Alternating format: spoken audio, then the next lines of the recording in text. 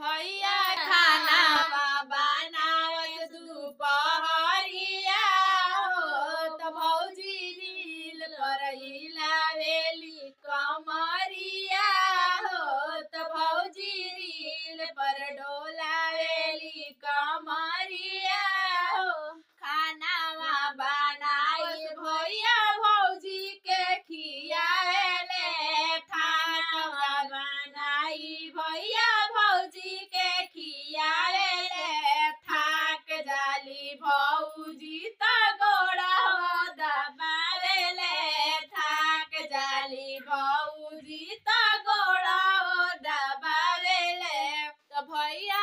माजे बर्तनवा भौजी मौज उड़ावेली भैया माजे बर्तनवा भौजी मौज उड़ावेली त भौजी रील पर डोलावेली कमरिया भौजी रूस जाली भैया मनावल करेले त भौजी रील से कमातारी नमरिया